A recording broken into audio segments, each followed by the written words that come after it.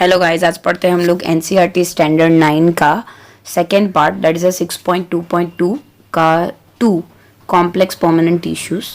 अलग अलग टाइप के टिश्यूज़ हम लोगों ने आगे डिस्कस किए। अगर आपने देखा होगा कि परमानेंट टिश्यूज़ में हम लोगों ने सारे एक ही टाइप के टिश्यूज़ पढ़े कि वो सारे एक जैसे ही दिखते होते हैं।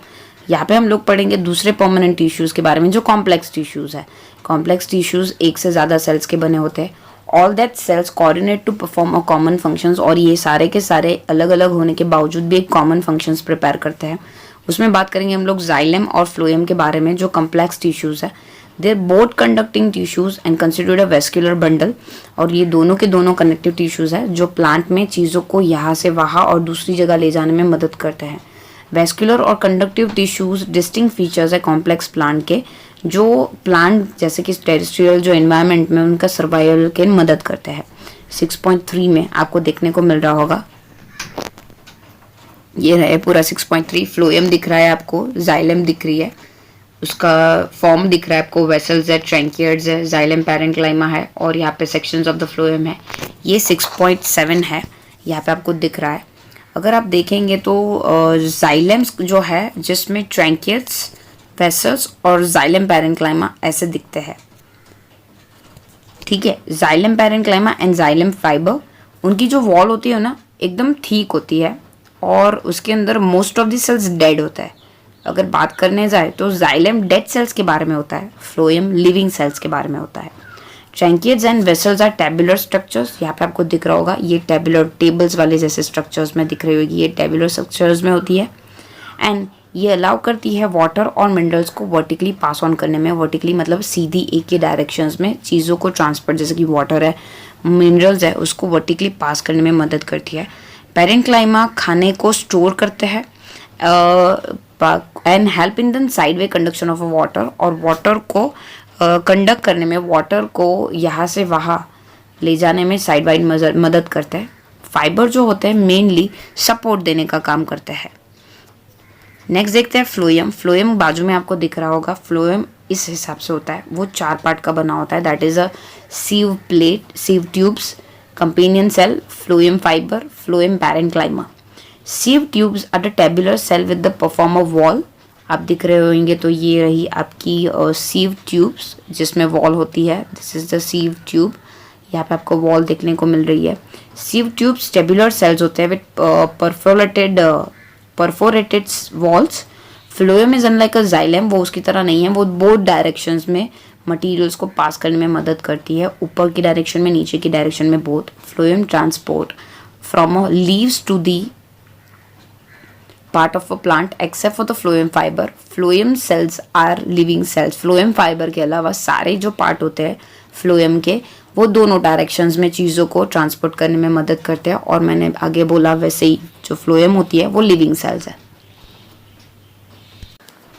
अब बात करते हैं 6.3 एनिमल टिश्यूज़ के बारे में। जब हम लोग ब्रीथ करते हैं ना तो आपको चेस्ट में मूवमेंट दिखने को मिलेगी। So how do this body part move, उसके बारे में देखते हैं। तो एक्चुअली उसके लिए स्पेशलाइज सेल होते हैं, वो है मसल सेल्स। उसका कॉन्ट्रैक्शंस और रिलैक्सेशंस की वजह से ये मूवमेंट होती है। यहाँ पे आपको नीचे स्टमक दिख रहा है, उसको अगर जूम करके देखें तो आपको ऐसे tissues kind of a layer देखने को मिलेंगे। अभी और जूम करोगे तो ऐसे स्मूथ मस्कुलर फाइबर देखने को मिलेंगे। अगर उसमें से कोई एक स्ट्रैंड निकालोगे तो उसका न्यूक्लियस होगा, स्मूथ मस्कुलर फाइबर होगा। उस हिसाब से लोकोमोशंस ऑफ मस्कुलर फाइबर का दिखाया हुआ है कि किस हिसाब से जो लीवर है उसका मस्कुलर जो टिश्यूज़ है वो किस हिसाब से होता है। हम लोग जब ब्रीथ करते हैं, ऑक्सीजन इनहेल करते हैं, तो ऑक्सीजन कहाँ जाता है? ऑक्सीजन जो होता है वो लंग्स में ऑब्जॉर्ब हो जाता है और ब्लड के अंदर मिक्स होकर बॉडी के अलग अलग पार्ट में जाता है। जो फंक्शन ऑफ द माइटोकॉन्ड्रिया है, जो हम लोगों ने आगे चैप्टर में पढ़ के आए हैं, माइटोकॉन्ड्रिया का फंक्शंस होता है सेल को एनर्जी प्रोवाइड करना। यहाँ पे ब्लड उसको मदद करता है, ब्लड फ्लो करता है, और बहुत सारे अलग अलग जो सब्सटेंस होता है वो बॉडी के एक पार्ट से दूसरी पार्ट में पहुँचाने का काम करता है। इफ एग्जाम्पल के तौर पे देखें तो it carry the oxygen and food to the all cells. It also collect waste from the all the body part. Blood जो होता है वो कचरा कलेक्ट करने का काम करता है, एंड फिर लीवर और किडनी में डिपोजिट कर देता है, डिस्पोजल कर देता है, ताकि किडनी और लीवर अपना आगे का काम कर पाए। ब्लड और मसल्स दोनों के दोनों टिश्यूज ह्यूमन बॉडी में फाइंड होते हैं। उनके जो बेसिक फंक्शंस है, वो अलग अलग होते हैं। सच एज हम लोग यहाँ पे बात करेंगे एनिमल टिश्यूज़ को डिटेल में, that is epithelial tissues, connective tissues, muscular tissues and nerves tissue. उसमें से ब्लड कनेक्टिव टिश्यूज़ है और मसल्स मस्कुलर टिश्यूज़ है। पहले देखेंगे एपिथेलाइल टिश्यूज़। एपिथेलाइल टिश्यूज़ का काम होता है वो आउटर कवरिंग पे पाया जाता है, प्रोटेक्टिव टिश्यूज़ भी बोल सकते हैं। एपिथेलाइल मोस्ट ऑफ द ऑर्गन्स और कैविटी में पाया जाता है, जैसे कि बॉडी को बैरियर देने का काम करता है, बाकी की बाहर की चीज़ों से सेपरेट रखने का काम करता है, बॉडी सिस्टम्स को बाकी सारे सिस्टम से अलग रखने का काम करता है। ये ज़्यादातर स्किन, माउथ की लाइनिंग पे, ब्लड वेसल्स की लाइनिंग पे, लंग्स के एल्वियोली पे, किडनी के टेब्यूल्स पे पाए जाते हैं। एपिथेलाइल टिश्यूज़ एक्चुअली टाइटली पैक्ड होते हैं और कंटिन्यूस शीट जैसे होते हैं। उनके अंदर छोटे छोटे सीमेंटिंग, अगर देखने जाए तो छोटे से अमाउंट में सीमेंटिंग मटेरियल होता है जो ट्राई करता है कि उसके बीच में कोई भी इंटरसेल्युलर स्पेस ना हो। ऑब्वियसली जब भी कोई भी चीज़ बॉडी के अंदर एंटरिंग होती है या फिर बाहर जाती है तो उसको एपिथेलाइल टिश्यूज़ को पार करना पड़ता है। As a result permeability of this cell बहुत ही इंपॉर्टेंट रोल प्ले करती है material of exchange from external environment to the internal environment, और हर बॉडी में अलग अलग हिसाब से वर्क करता है। Regardless of the type, epithelial tissues separated from the underlying tissues by extracellular fibrous basement membrane। यहाँ पे देखने जाए तो एपिथेलाइल टिश्यूज़ उनके स्ट्रक्चर्स के हिसाब से अलग अलग यूनिक फंक्शंस परफॉर्म करता है। फॉर एग्जांपल अगर देखेंगे ब्लड की वेसल्स के अंदर लाइनिंग और लंग्स एल्वियल की, जहाँ पे सब्सटेंस का ट्रांसपोर्ट में जो ट्रांसपोर्टेशन होता है वहाँ पे वो सिलेक्टिवली परमिएबल मेम्ब्रेन की तरह वर्क करता है। और ऐसे टाइप ऑफ जो टिश्यूज़ है उसको हम लोग एपिथेलाइल काइंड ऑफ टिश्यूज़ बोलेंगे। उसको बोलेंगे सिंपल स्क्वामियस एपिथेलाइल। यहाँ पे आपको स्क्वायर फॉर्म में दिख रहा होगा स्क्वामियस एपिथेलाइल। जो सिंपल स्क्वामियस एपिथेलाइल है वो एक्सट्रीमली थीन होता है, फ्लैट होता है और डेलिकेटेड लाइनिंग होता है, स्पेशली ईसोफेगस, माउथ की लाइनिंग, और सबसे ज़्यादा अगर बात करें तो स्किन, वहाँ पे एपिथेलाइल टिश्यूज़ जो है वो ये स्क्वामियस एपिथेलाइल टिश्यूज़ देखने को मिलता है। उसका जो सेल अरेंजमेंट होता है वो एकदम फ्लैट होता है। जो बॉडी में वियरिंग और टेयरिंग जब टिश्यू फट जाते हैं तो उसका रिपेयरिंग का काम भी यही करता है। उसका जो पैटर्न होता है लेयर का वो थोड़ा स्ट्रेटिफाइड स्क्वामियस एपिथेलाइल होता है। स्ट्रेटिफाइड स्क्वामियस एपिथेलाइल आपको थोड़ा स्ट्रेटली देखने को मिलेगा। नेक्स्ट देखेंगे where absorptions and the secretions occur as an inner lining of the intestine, tall epithelial tissues are present। वो कुछ इस हिसाब से होंगे। यहाँ पे आपको सीलिया दिख रहा होगा, इसीलिए इसको हम लोग साइलेटेड भी बोलेंगे। सीलिया जो होता है वो चीज़ों को मूव कराने में मदद करता है। This is head like a projections जो आउटर सरफेस पे आपको दिख रहा है। ये जो सीलिया है वो चीज़ों को पुश करने में मदद करता है। स्पेशली ये सिलिएटेड कॉलम एपिथेलाइल टिश्यूज़ बना ही उस हिसाब से होता है। सपोज हम लोगों ने खाना खाया तो इसोफेगस की लाइनिंग के पास जो सीलियाज होगा वो खाने को नीचे स्टमक की तरफ पुश करने में मदद करेगा। नेक्स्ट उसके शेप की वजह से उसको क्यूबॉइडल एपिथेलाइल बोलते हैं। ये क्यूबॉइड शेप में होते हैं, आपको पिक्चर में दिख रहा होगा तो ये क्यूबॉइड शेप में होता है। And lining of the kidney टेब्यूल्स पे पाया जाता है। सलाइवरी ग्लैंड्स की डक्ट्स पे यहाँ पे देखने को मिलता है। ये मैकेनिकल सपोर्ट देने का काम करता है। Epithelial cells often acquire additional specialise as a gland cell and जो सिक्रेट करता है एपिथेलाइल सरफेस पे। Sometime the portion of epithelial tissues fold inward. कभी कभी एपिथेलाइल टिश्यूज का जो फोल्ड होता है वो अंदर की तरफ होता है, जो मल्टीसेल्युलर ग्रैंड फॉर्म करता है, जिसको बोलते हैं ग्लैडियोलस एपिथेलाइल। नेक्स्ट देखते हैं 6.3.2 कनेक्टिव टिश्यूज़ के बारे में। उसमें ब्लड कनेक्टिव टिश्यूज़ है। कनेक्टिव टिश्यूज़ ब्लड को इसीलिए बोलते हैं, हम लोगों ने लेसन की स्टार्टिंग में ही देखा, वो चीज़ों को एक जगह से दूसरी जगह पे ट्रांसपोर्ट करने में, वेस्ट मटेरियल को लेके किडनी और बाकी सब जगहों पे पहुंचाने में मदद करता है, इसलिए उसको कनेक्टिव टिश्यूज़ बोलते हैं।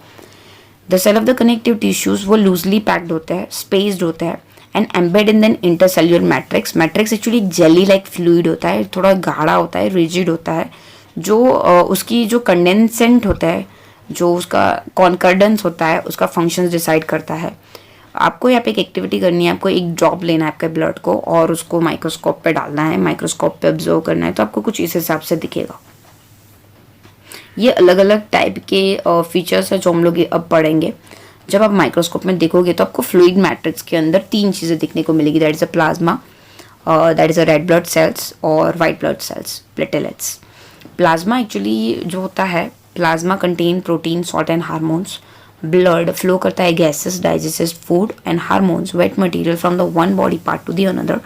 जो ब्लड होता है वो गैसेस, डाइजेस्टेड फूड और हार्मोन्स और वेस्ट मटेरियल को एक जगह से दूसरी जगह पर पहुंचाने का मदद करता है। दूसरा जो है वो बोन्स भी कनेक्टिव टिश्यूज है, वो बॉडी को सपोर्टिव फ्रेमवर्क देने में मदद करता है, मसल्स को एंकरिंग करता है और जो ऑर्गन्स है उनको सपोर्ट करता है। ये बहुत ही स्ट्रॉन्ग और नॉन फ्लेक्सिबल टिश्यूज होता है, वो मोड़ नहीं सकता। उसके अंदर हार्ड मैट्रिक्स होता है बोन मैरो करके, जो कैल्शियम और फॉस्फोरस कंपाउंड से बना होता है। दो बोन्स एक दूसरे के साथ जब कनेक्टेड होते हैं तो उसके बीच में कनेक्टिव टिश्यूज होता है, उसको लिगामेंट बोलते हैं। वो बहुत ही इलास्टिक होता है, स्ट्रेचेबल होता है और ये भी एक थोड़े से मैट्रिक्स मटेरियल से बना होता है, लेकिन इट कैन बी बेंडेबल। उसके बाद बात करते हैं टेंडन। टेंडन भी मसल्स को बोन्स से कनेक्ट करने का काम करता है। मसल्स और बोन के बीच में जो कनेक्टिव टिश्यूज होता है उसको टेंडन बोलते हैं। टेंडन्स फाइबरस टिश्यूज है जो लिमिटेड फ्लेक्सिबिलिटी में बोन्स को स्ट्रेंथ देने का काम करता है, मसल्स और पर्टिकुलरली टिश्यूज को स्ट्रेंथ देने का काम करते हैं। दूसरे कनेक्टिव टिश्यूज के बारे में बात करते हैं, वो है cartilage. Cartilage has a widely space cells, वो सॉलिड मैट्रिक्स से बने होते हैं, specially compose of protein and sugar. इसकी वजह से वो कार्टिलेज जो smoothen bone surface at the joints and it's also present in nose. आप अगर नोज का एरिया हिला के देखो तो बोन्स है, पर इट्स अ मोल्डेबल। ये नोज, ईयर, ट्रैंकियल्स और लार्निक्स के पास पाया जाता है। ये बैंड हो सकता है, we can not bend the bones in our arms. जैसे कार्टिलेज के मूव कर सकते हैं, नोज के, ईयर के, वैसे हम लोग बोन्स नहीं मूव कर सकते।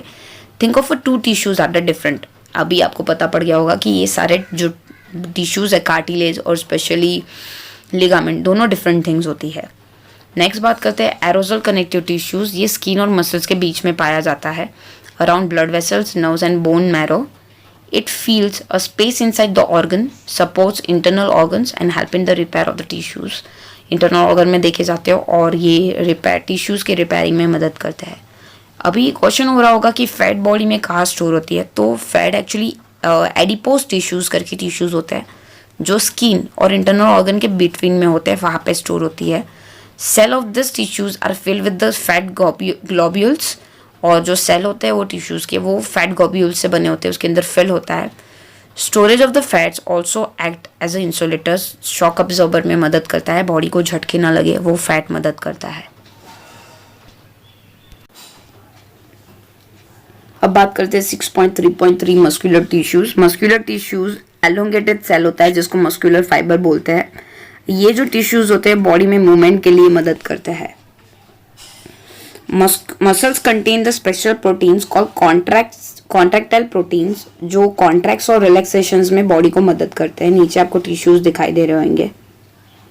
We can move some muscles by conscious will. यहाँ पे मैं दो टर्म इंट्रोड्यूस करने वाली हूँ, that is a voluntary muscles and involuntary muscles. कुछ जो मसल्स होते हैं वो हमारे कंट्रोल में होते हैं, जैसे कि जो लिम्स है, पैर है, जब हम लोग की मर्जी चाहे हम लोग उसको हिला सकते हैं, स्टॉप कर सकते हैं। सो वैसे मसल्स को वॉलंटरी मसल्स बोलते हैं। ये मसल्स को स्केलेटल मसल्स भी बोलते हैं क्योंकि ये मसल्स बोन्स के साथ अटैच होते हैं एंड जब हम लोग को मर्जी होती है हम लोग उसको हिला सकते हैं। अगर माइक्रोस्कोप में ये मसल्स को देखने जाए तो ये लाइट और डार्क बैंड जैसे स्ट्रेटेड मसल्स जैसे दिख रहे होते हैं, पिक्चर में आपको दिख रहे होंगे। As a result they are also called the striated muscles, इसलिए इसको स्ट्रेटेड मसल्स भी बोलते हैं। As a result they are called striated muscles and the cells of this tissues generally long होते हैं, सिलिंड्रिकल शेप में होते हैं, अनब्रांच होते हैं और मे बी बहुत ज़्यादा न्यूक्लियर होते हैं। नेक्स्ट देखते हैं that is of involuntary muscles. जो मूवमेंट है जो हमारे कंट्रोल में ना हो उसको इनवॉलंटरी मूवमेंट बोलते हैं, जैसे कि alimentary canals, contractions and relaxations of the blood vessels. ये हमारे कॉन्टैक्ट में नहीं होते, हम लोग जब चाहे तब उसको स्टॉप नहीं कर सकते हमारी बिल के हिसाब से। They are also found in an iris of the eye, suppose to be जो हमारी आइरिश है इसके अंदर वो, यूरेटर्स और लंग्स के अंदर की ब्रोंकिस, ये सारी की सारी हमारे कंट्रोल में नहीं होती। They have a pointless and uninucleate, कभी कभी उनके अंदर सिंगल न्यूक्लियस होता है और उसको अनस्ट्रेटेड मसल्स भी बोलते हैं। सब जनरली आप इनवॉलंटरी को अनस्ट्रेटेड और वॉलंटरी को स्ट्रेटेड मसल्स के नाम से भी जान सकते हो। Muscles of the heart shows the rhythmic contractions and relaxations through out the life, इसलिए उसको कार्डियक मसल्स, जो इनवॉलंटरी मसल्स है उसको कार्डियक मसल्स बोलते हैं। ये जो मसल्स है वो सिलेंड्रिकल, ब्रांच और यूनिन्यूक्लिएट होते हैं। Compare the structures of different type of muscles, जो यहाँ पे आपको दिख रहा है शेप वाइज अगर देखने जाए और आपको एक नोट बनानी है यहाँ पे उनकी न्यूक्लियाई, उसकी पोजीशंस और उनके न्यूक्लियस किस हिसाब से होते हैं उस हिसाब से। नेक्स्ट देखते हैं 6.3.4 that is a nerve tissues. सारे जो सेल्स होते हैं उनको एबिलिटी होती है कि वो जब भी स्टिम्युलाई होती है उसको रिस्पॉन्ड करते हैं। सपोज टू भी मैंने हाथ में सामने की साइड पे गर्म ग्लास पड़ा हुआ है, जैसे ही मैं उसके कांटेक्ट में आऊँगी तो मेरे जो हाथ है वो उसको स्टिम्युली को रिस्पॉन्स करेंगे। However cell of the nervous tissues are highly specialised for being stimulated and stimulus वो रैपिडली एक जगह से दूसरी जगह पे वो मैसेज को ट्रांसफॉर्म कर देता है। और उस हिसाब से 3 चीज़ें कनेक्टेड होती है, that is the brain, spinal cord और नर्व्स। सेल्स जो होते हैं उसको नर्व सेल्स या फिर न्यूरॉन बोलते हैं। न्यूरॉन इस हिसाब से दिखता है। दिस इज द न्यूरॉन, उसका एक 1 यूनिट बताया हुआ है। This is the neuron. Neuron consist of the cell body with the nucleus and the cytoplasm, जिसको एक लंबी सी चेन जैसी होती है। यहाँ पे आपको एक लंबी बैंड जैसी दिख रही होगी। Usually each neuron has a single long part, उसको एक्सॉन बोलेंगे। आपको पिक्चर में दिख रहा होगा, ये रहा पूरा एक्सॉन बीच में, this is axon. Many short branches call the dendroids, dendroids है ये, आपको हेयर जैसे दिख रही है, that's the dendroids. An individual nerve cell made up of 2 metre long, ये 1 मीटर लंबा होता है, सबसे लंबा नर्व सेल्स होता है ह्यूमन बॉडी में। Many nerves fibre bound together by the connective tissue makeup a nerve, बहुत सारे कनेक्टिव टिश्यूज बाइंड करके ऐसे नर्व बनाते हैं। Combination of nerve and the muscular tissue is the fundamental to the most animal, ये animal को rapidly response stimuli के against करने में मदद करता है। Nerves impulse allow us to move our muscles when we want, और ये जो नर्व्स है वो हमारी मर्जी से हम लोग जब भी मसल्स को मूव कराना चाहते हैं वो मूव कर सकते हैं। और जो फंक्शंस है ये नर्व्स और मस्कुलर टिश्यूज का कॉम्बिनेशंस वो मोस्ट ऑफ द एनिमल को स्टिम्युलाई के सामने रिस्पॉन्स करने में मदद करता है। Thank you for watching. अगर आपको वीडियो पसंद आई है तो प्लीज लाइक कर दीजिए और जरूर बताइए कि आपको वीडियो कैसी लगी कमेंट बॉक्स में।